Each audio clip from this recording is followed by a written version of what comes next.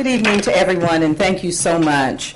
It is such a pleasure for me this evening to have an opportunity to introduce Dr. Margaret Hamburg. She is somebody that I've not known for a long time personally, but I've admired her for many years and have watched her career and have been as proud of her as I'm sure that you all have been. I'd like to anchor this introduction in actually the theme of the evening with one pillar of understanding. It's something that I'm not sure most people recognize, and that is Dr. Hamburg leads one of the most important organizations.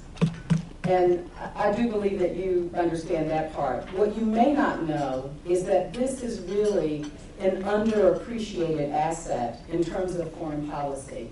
And I'll talk to you a little bit more about that as I describe Dr. Hamburg's work. Peggy's road to leadership of the FDA starts with an understanding of her call to public service. It's a call to public service that she's actually inherited as a family tradition.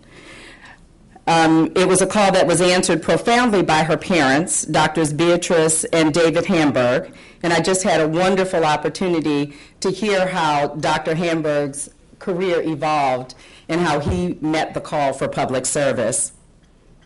I'm sure that both of them inspired her in the same way that they inspired all of us through their hard work in supporting the community, in pursuing academic pursuits, and in their public service. Dr. Beatrice Hamburg was the first African-American woman to attend Vassar and the first to earn her medical degree at Yale. Dr. David Hamburg, whom we are privileged to have with us tonight as well, and I'd like to recognize both of them now.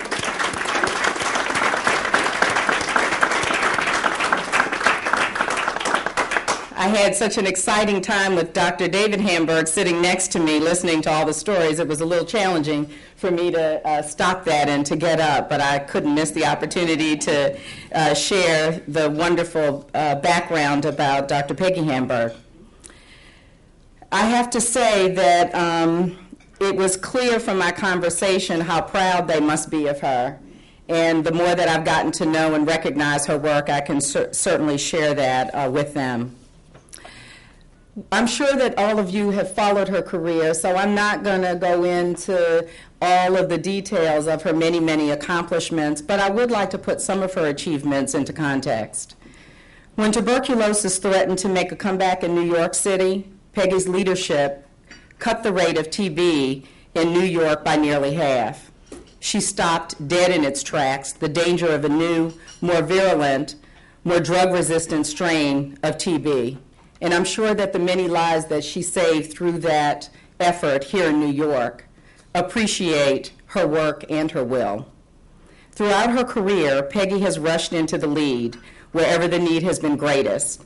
In advancing urban health in the 1980s, in combating AIDS and HIV in the 1990s, and during this difficult decade, in showing how America must take most seriously the bioterrorist threat.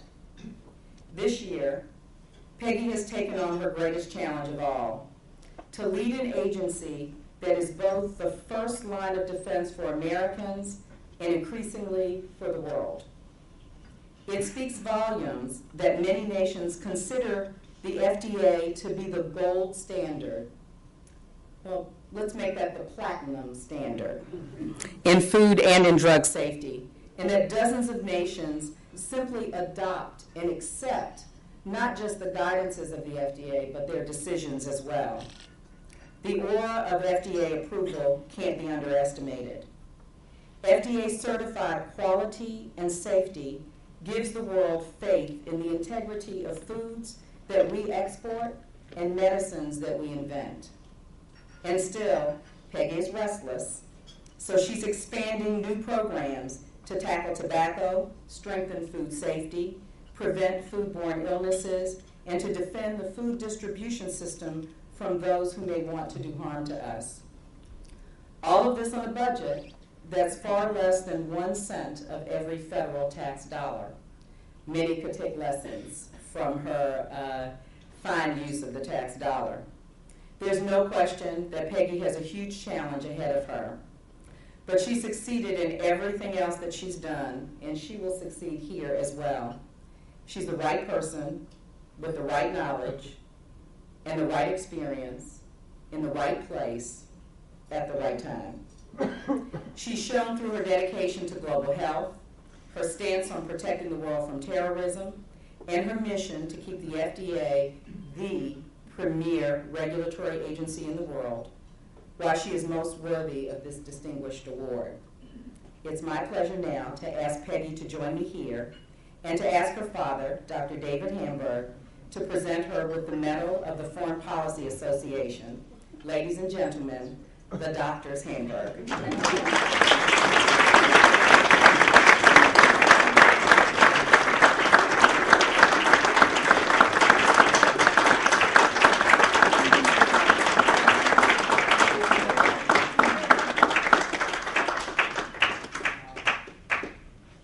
You're in for a shock. The great president of this organization, Noah Latif, asked me to say a few things in the process of presenting the medal. Couldn't just present the medal by itself. Thank you, Dr. Lassall, for your very fine remarks.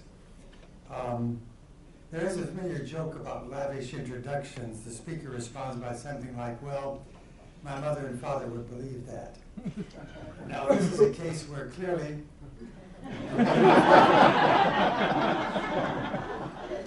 her parents do believe it. What I'm allowed to say, and a lot more besides. I just take a few minutes. I want to bring a few themes that are not obvious. They augment what Dr. Lewis Hall said, but are important to understanding her remarkable career and the potential she brings to the FDA. One theme of her career was basic research. First on child development with Professor Jerome Kagan at Harvard as an undergraduate. Next, in the year between graduating from the college and going on to Harvard Medical School, she worked on neuroscience basic research with Dr. William Bunny, then at the National Institutes of Health in Bethesda. Later with Professor Paul Greengard at Rockefeller University, doing her residency in internal medicine at New York Hospital here. And then with Dr. Anthony Fauci, back at the National Institutes of Health again. The next theme was clinical medicine, starting with patient care while a student in the clinical years at Harvard Medical School, followed by medical residency in New York Hospital, where, among other things, she took care of patients who had some peculiar and alarming phenomena that nobody understood. It turned out to be AIDS, but there was no AIDS disease at that time. And I remember making frantic calls to try to understand what in the world was our little girl being exposed to over there. The third theme is public health, which has grown dramatically over the years, starting with a stint in the Department of Health and Human Services in Washington, involving both the disease prevention unit of the Public Health Service and then the National Institutes of Health with respect to infectious diseases. So the prevention public health theme came in there. This was followed by her 6 years as Commissioner of Health in New York City, first with Mayor Dinkins and then with Mayor Giuliani. She made extraordinary accomplishments, as you've heard, in such fields as medically resistant tuberculosis and childhood immunization and food safety and much else. She then came back to Washington for a presidential appointment in '93 as Assistant Secretary for Planning and Evaluation, covering a very broad range of health policy questions of utmost importance to the American people. And then with the end of the Clinton administration, she was invited by former Senator Sam Nunn to join him in a foundation, a new foundation concerned with reducing the threat of weapons of mass destruction, nuclear, biological, chemical. She had been a pioneer in biopreparedness, starting with her work in New York as New York Health Commissioner, working among others with the great biologist, the late Joshua Lederberg.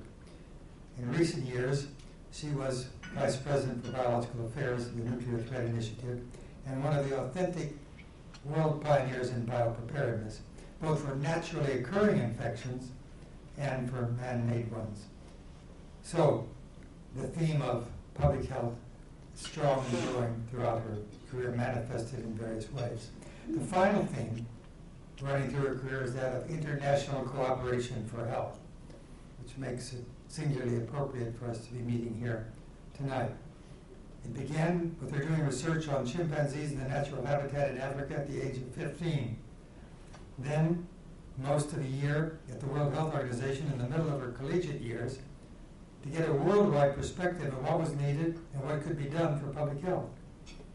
In recent years, she's been chairman of the board on global health of the National Academy of Sciences, and in the short time she's been at the FDA, she has made significant connections with FDA equivalent institutions in the world's major democracies in the spirit of mutual aid that goes beyond any such cooperative efforts in the past, a very short time.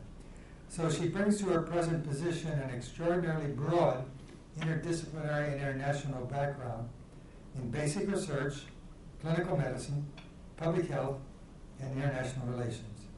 This scope is nearly unique in her field and ideally suited to head the large, complex, and difficult agency, the FDA, and to extend its reach on a scientific basis in an era of globalization.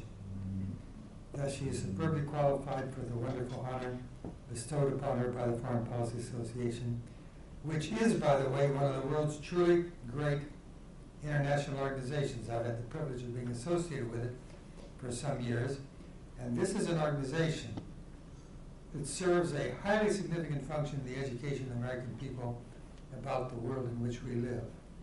I personally think it does a better job of that than any other organization that I know. I'm deeply grateful to Mary Belknap, the chairman of the board and the entire board of the FPA, as well as to its great president, Noel Latif, for the FPA's superb achievements, and of course for this wonderfully appropriate award tonight, which it is now my privilege to present.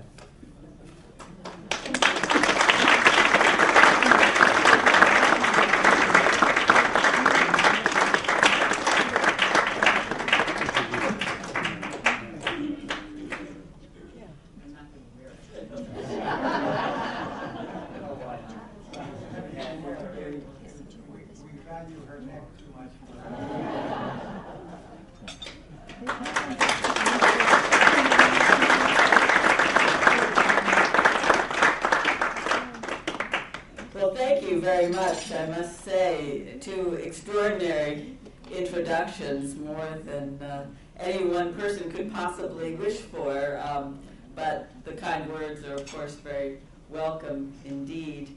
And I am sorry that my remarks will probably be shorter than both of my combined introductions, but maybe you'll be grateful for that, in fact. But this really is a wonderful honor, and such a pleasure to be here with all of you. I have deep respect for the Foreign Policy Association, which does so much to foster a greater understanding of global issues. And it is very humbling to receive this award, especially in light of the distinguished list of former recipients. And I note that there has been a former Dr. Hamburg to receive this award before me. And it is fitting and very, very special for me that my father, who received this honor in 2004, was able to be here today and present the award, and that my mother, Betty Hamburg, the other Dr. Hamburg in my life, is also here to share this wonderful occasion. Needless to say, my parents have had a profound influence on me and the person that I am as role models, and also by providing extraordinary opportunities for me to see, understand, and experience the world. I must say that I was surprised when I learned that I was to receive this award, though I've been involved in global health for many years, mainly, as you've heard, concerning the intersection of health and security, the prevention and control of transnational disease threats, such as pandemics or biological terrorism, as well as how to strengthen health systems and global networks for disease surveillance and monitoring. I do not really feel that I've made a major mark on the foreign policy scene, but I thought that perhaps, like some other recent important awards that have been given, this one was aspirational in its intent.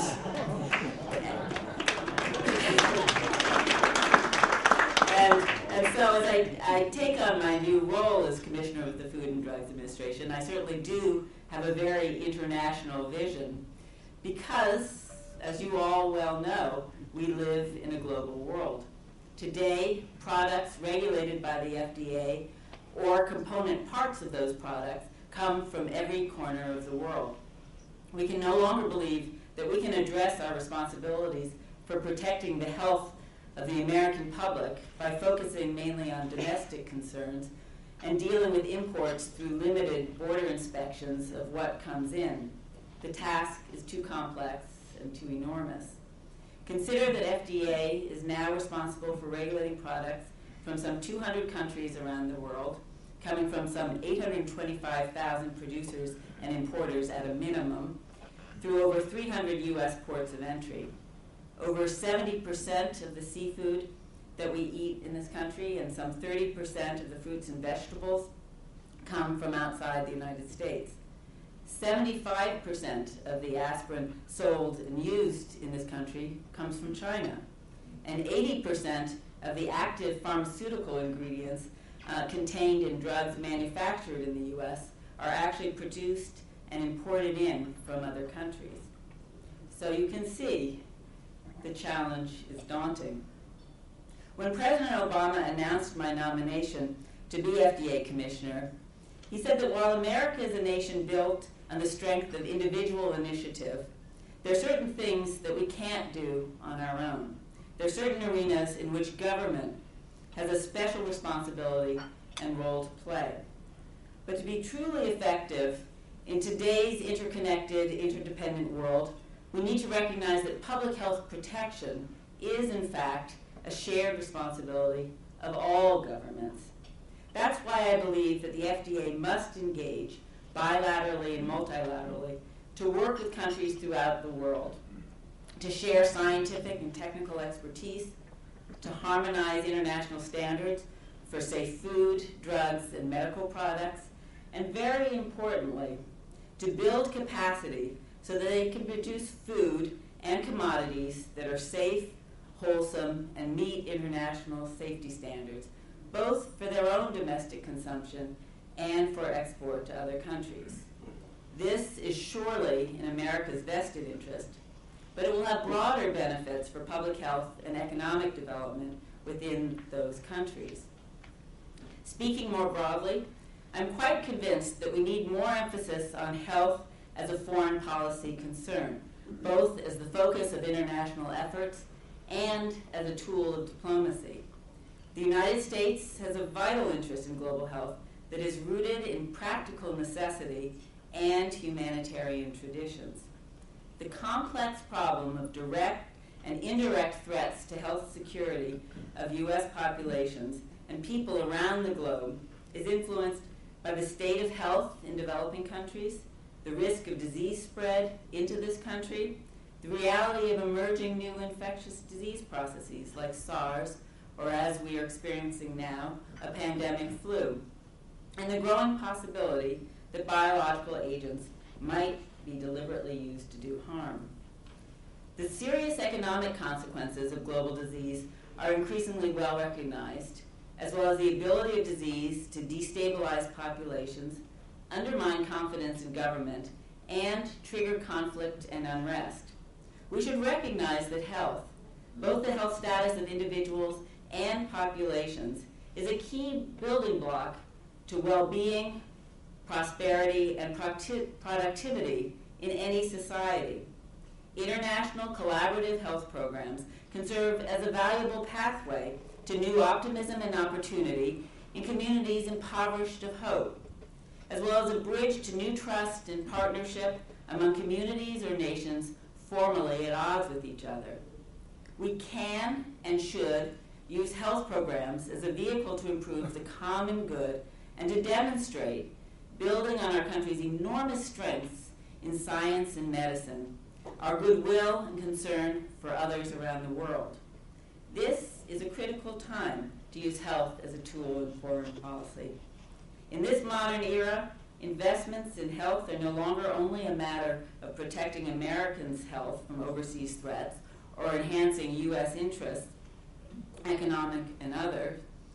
Health is, in fact, a highly valuable, visible, and concrete investment that has the power to save lives, promote peace, and enhance U.S. credibility in the eyes of the world. In an international community torn by economic, ethnic, religious, and cultural divisions, health remains one of the few truly universal values.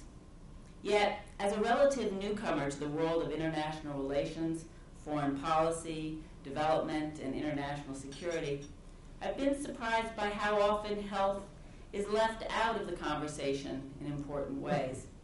For example, health is widely understood to be a goal of development, an important outcome of development aid, yet it's only recently that the importance of health in promoting economic development and poverty reduction has begun to be appreciated. It's widely recognized that health, or rather disease, disability, and death, is an outcome of war and violent conflict, yet the potential importance of investing in health and health programs to help reduce conditions that may foster conflict, violence, and war has not been adequately explored. In addressing the threat of terrorism, the 9/11 Commission and others have looked at the causes and conditions that may foster terrorism and allow it to take hold. An array of factors have been cited. The 9/11 Commission, for example, outlined a quote-unquote agenda of opportunity to make a difference in changing the environment in which terrorism breeds, noting such things as education, social programs, and institution building, all good things, of course, but they forgot about health. Certainly, a lot of different strategies and domains of professional activity will have to be brought to bear if we're to make a difference in responding to the many foreign policy challenges that confront us. But as a health professional, I have a certain bias. In our complex world, I think health may have a very special role to play as a mechanism for action and a tool of diplomacy. Moreover, I'm increasingly convinced that the only way that we as a nation can deal with many of our most pressing health concerns is to do so in a global manner.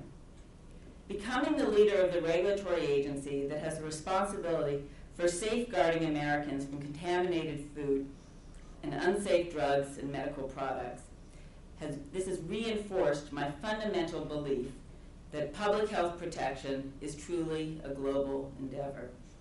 Whether we're talking about foodborne illness or contaminated drugs or the path of a novel influenza virus, what we are really talking about is the myriad ways in which we are all connected to one another, how the health of all nations is inextricably linked.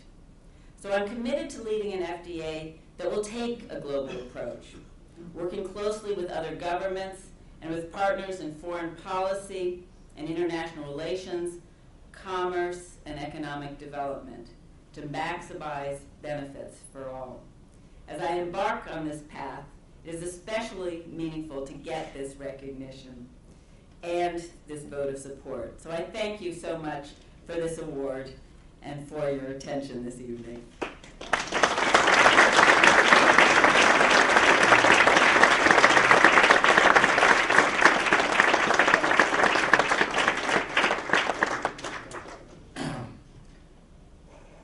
Congratulate Dr. Peggy Hamburg for receiving the Foreign Policy Association Medal, and I do want to corroborate what she just said. Our surveys at the Foreign Policy Association have shown over and over again that promoting health is an area where the American public, by a huge number, a strong majority, favor this as a priority for U.S. foreign policy.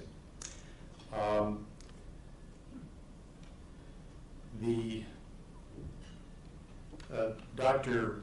David and Betty Hamburg, a couple of years ago, wrote a wonderful book entitled Learning to Live Together, Preventing Hatred and Violence in Child and Adolescent Development.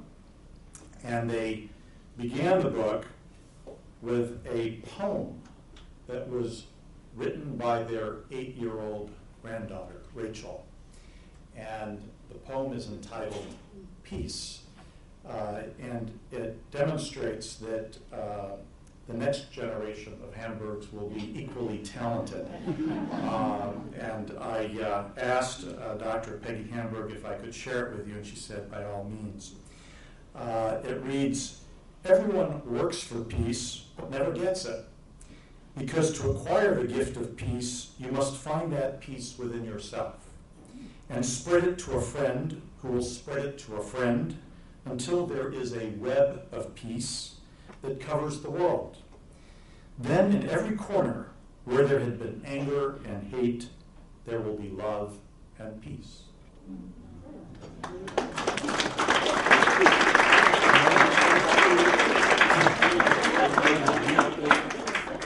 I'd like to think that we contributed to that web of peace this evening. And I would like to thank you all for coming.